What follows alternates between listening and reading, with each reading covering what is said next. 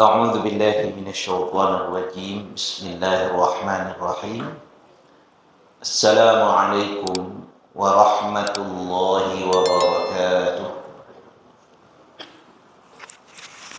الحمد لله رب العالمين الحمد لله الذي هدانا لهذا وما كنا لنهتدي لولا أن هدانا الله أشهد أن لا إله إلا الله وحده لا شريك له تقريرا به وتوحيدا وأشهد أن محمدا عبده ورسوله اللهم صل على محمد وعلى آل محمد يا أيها الذين آمنوا اتقوا الله حق تقاته ولا تموتن إلا وأنتم مسلمون. Bapak-bapak, ibu-ibu jamaah masjid Musalla Al-Hidayah yang dirahmati dan dikasihi oleh Allah Subhanahu wa taala. Pada pertemuan-pertemuan kita sebelumnya, kita membicarakan perintah-perintah yang dibutuhkan oleh fitrah yang sehat. Di antara fitrah yang sehat yang sudah kita bentangkan di pertemuan sebelumnya adalah yang pertama sekali adalah sembahlah Allah, jangan mempersekutukan Allah dengan apa-apa jua. Yang kedua, fitrah sehat itu adalah hendaklah dia berbakti kepada kedua orang tuanya. Yang ketiga, gunakanlah harta pada pos-pos kebajikan. Kemudian yang keempat, jaga keseimbangan dalam membelanjakan harta kita dan jangan diboroskan. Selanjutnya bapak-bapak, ibu-ibu yang dirahmati oleh Allah, perintah-perintah untuk fitrah yang sehat ini akan kita lihat di ayat ke-30 dan 31 dari surah Al-Isra ini. A'udzu billahi minasyaitonir rajim. Inna rabbaka yabsutur rizqa liman yasha'u wa yaqdir. Innahu kana bi'ibadihi khabiran basira. Wa la taqtulu awladakum khasyata imlaq. Nahnu narzuquhum wa iyyakum. Inna qatlahum kana khit'an kabira. Yang mana maksud ayat ini adalah Innallaha, saya ulang, inna rabbaka yabsutur rizqa liman yasha' wa yaqdir. Sesungguhnya Allah lah yang melapangkan rezeki bagi siapa yang Allah kehendaki, dan Allah akan batasi siapa yang Allah kehendaki. Sungguh Allah Maha mengetahui, Maha melihat hamba-hambanya. Bapak saudaraku, rezeki ini sudah Allah siapkan untuk kita. Namun tentu rezeki ini sejauh mana pula kita gigih untuk menjemputnya. Namun perlu kita catat bahwa rezeki ini tidak hanya saja dalam bentuk perkara materi saja. Kesehatan yang Allah berikan itu juga rezeki. Kemudahan itu juga rezeki yang Allah berikan kepada kita. Maka dengan rezeki yang ada itu boleh jadi atau hendaklah digunakan untuk hal-hal yang baik. Nah, setelah Allah sampaikan bahwa Allah lah yang memberikan rezeki, bahkan subhanallah, burung saja yang terbang itu Allah jaminkan rezekinya. Cacing di dalam tanah sekalipun Allah jaminkan rezekinya. Apalagi kita manusia yang Allah lengkapi dengan akal. Allah berikan dengan ilmu. Maka subhanallah, manfaatkanlah akal dengan ilmu itu untuk menjemput rezeki yang Allah sudah siapkan untuk kita. Nah, setelah ayat ini Allah sampaikan bahwa Allah memberikan rezeki, Di ayat ke-31-nya langsung Allah berikan ya seruan untuk akal-akal yang sehat itu. Lihat, A'udzu billahi minasyaitonir rajim wa la taqtulu auladakum. Jangan engkau bunuh anak-anak kamu khasyata imlaq, karena takut miskin. Kenapa Allah sampaikan ayat ini? Dahulu di zaman jahiliyah, ya, orang-orang jahiliyah mengubur anak-anak perempuan mereka. Ya, mereka kubur anak-anak perempuan mereka. Kenapa? Dianggap sebagai beban dalam keluarga, tidak bisa mencari harta atau mencari nafkah. Maka ini dianggap beban. Ketika anak mereka lahir, lalu mereka tahu anak ini lahir perempuan, mereka kubur hidup-hidup. Bahkan perempuan di masa jahiliyah tidak berhak mendapatkan harta waris. Ini jahiliyah. Di zaman jahiliyah kejadiannya seperti itu. Anak perempuan dianggap aib, dianggap beban bagi keluarga, dan bahkan mereka tidak diberikan harta waris. Maka bapak-bapak, ibu-ibu yang dirahmati oleh Allah, disinilah Allah menyampaikan wala taqtulu auladakum khasyata imlaq. Jangan kamu bunuh anak kamu karena kamu takut miskin. Karena apa? Lihat, Allah katakan nahnu narzuquhum wa iyyakum. Kami berikan rezeki untuk mereka dan juga untuk Anda. Boleh jadi bapak saudaraku, di antara rezeki yang kita dapatkan saat ini, itu karena Allah menitipkan anak kepada kita. Perumpamaannya begini Bapak Ibu.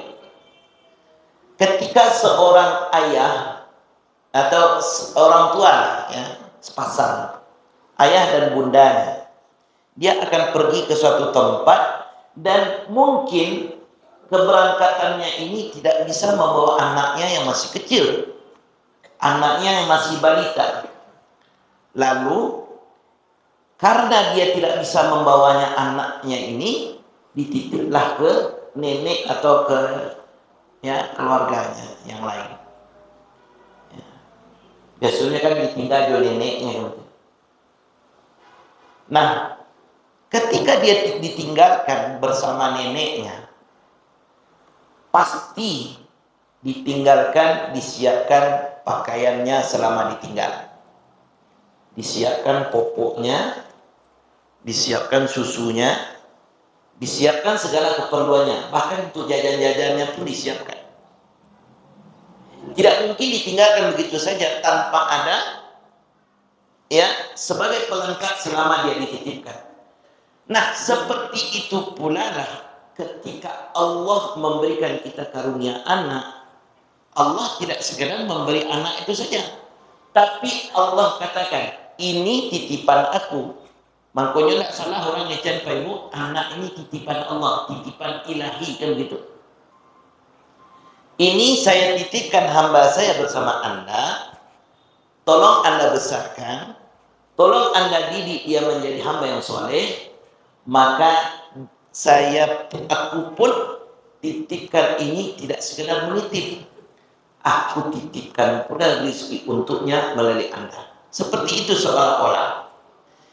Jadi Bapak Ibu yang dirahmati Allah, boleh jadi pitih, nawak, dan pe, hasil jerih payah yang kita lakukan itu mungkin karena Allah menitipkan anak kepada kita. Makanya tidak salah orang ngecek Pak Ibu, aku rasa sekian nak, aku rasa sekian nak. Karena apa? Karena memang Allah memberikan rezeki untuknya melalui kita. Lihat di ayat tadi, nahnu narzuquhum, nan rezekinya ado kata Allah, wa iyyakum, dan juga untuk engkau. Bahkan subhanallah Bapak Ibu yang dirahmati Allah, dari berbagai macam alasan orang mendapatkan rezeki. Ada yang melalui istighfar, ada yang melalui sedekahnya.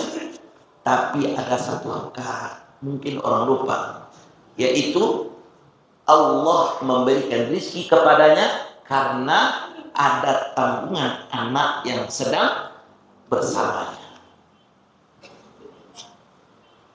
Jadi inilah fitrah yang sebenarnya disampaikan di dalam syariat kita, berbeda dengan orang jahiliyah. Ketika orang jahiliyah menganggap anak ini adalah suatu beban, tapi dalam Islam justru anak ini di antara alasan Anda mendapatkan rezeki.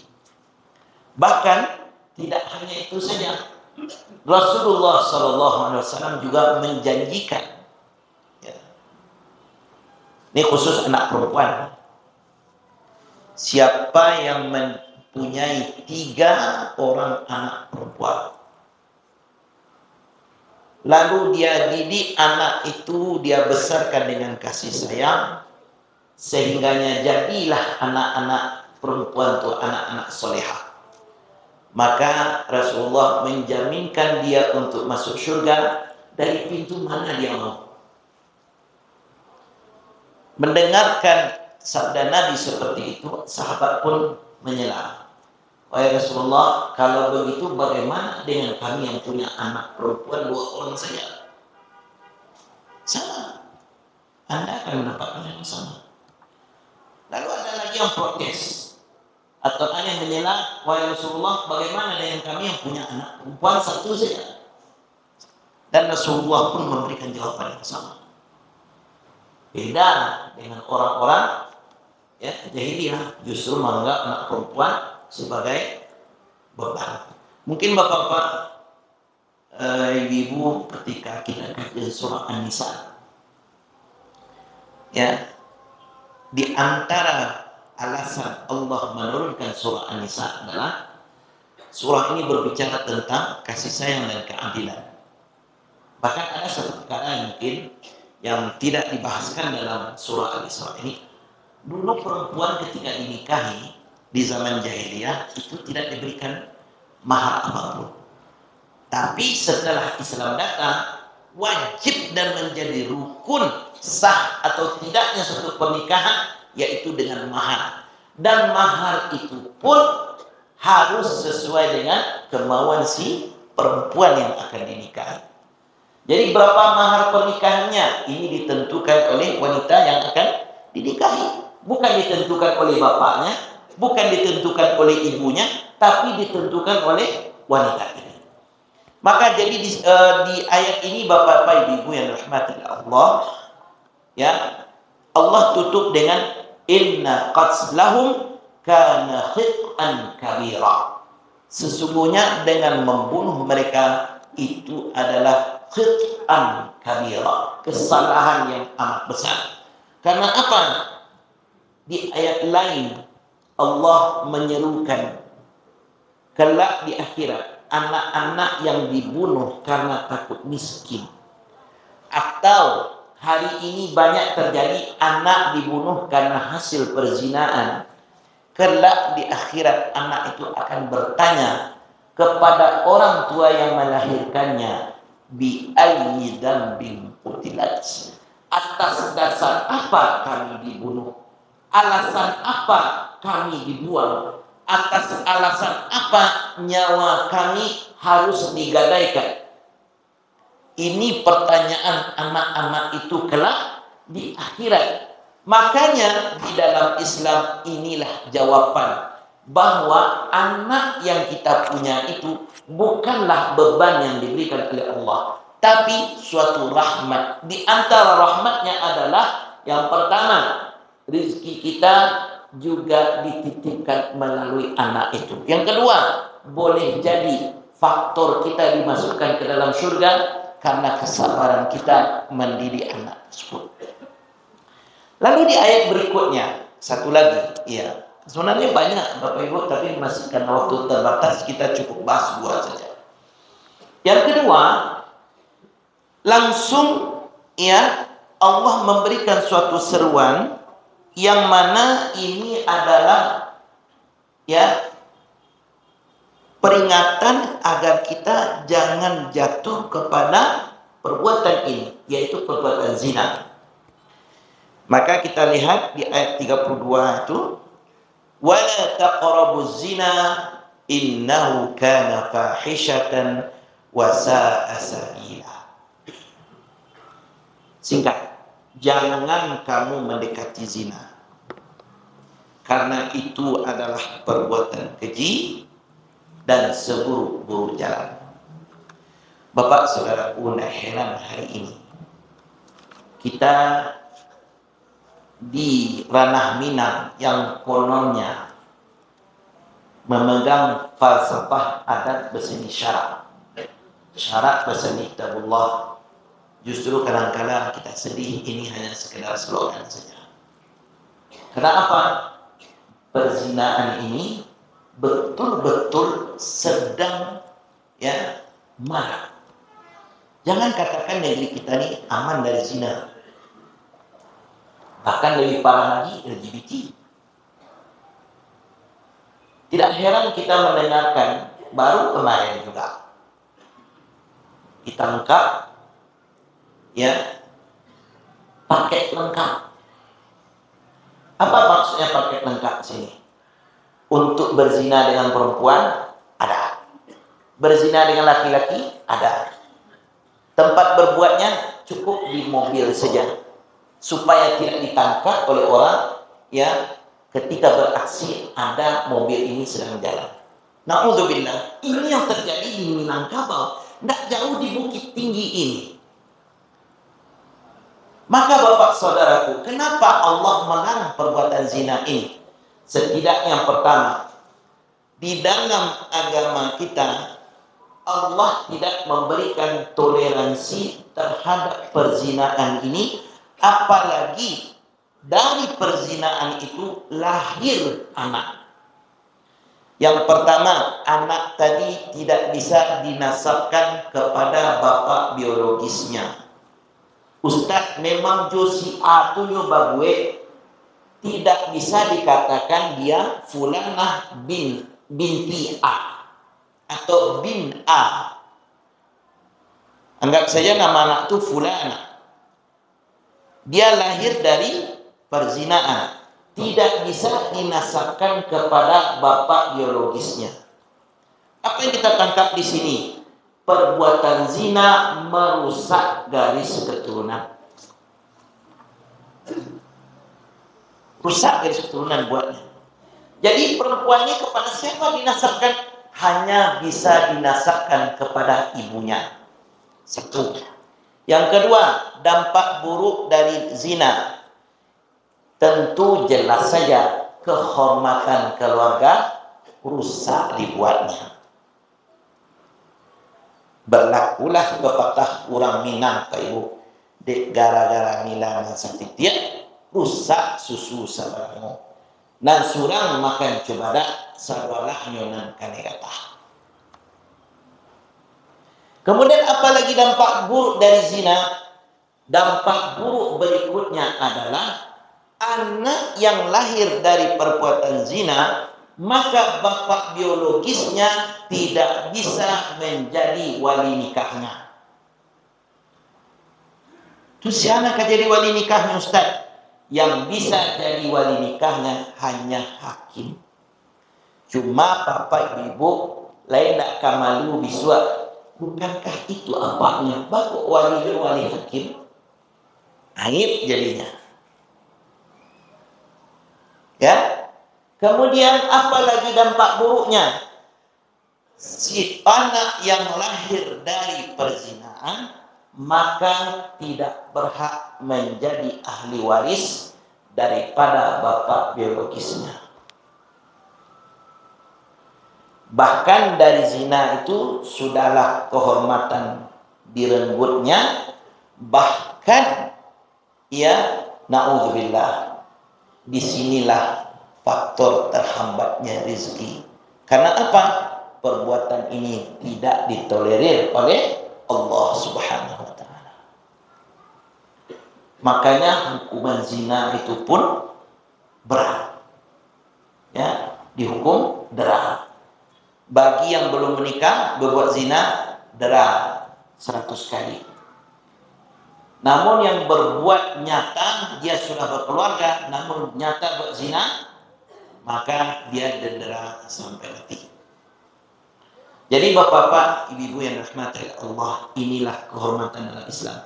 Makanya fitrah, kesucian, ya, maka bagi orang yang sehat dia mustahil akan mau melakukan perbuatan zina.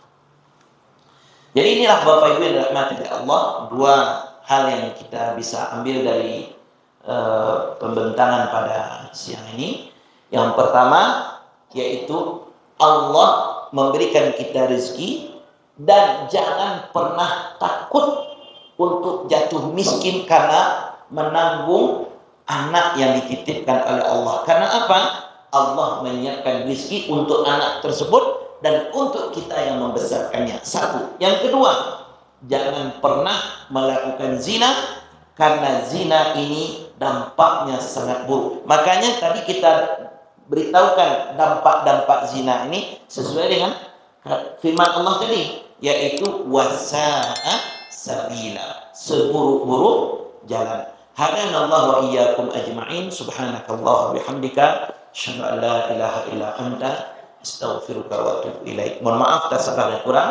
Assalamualaikum warahmatullahi wabarakatuh.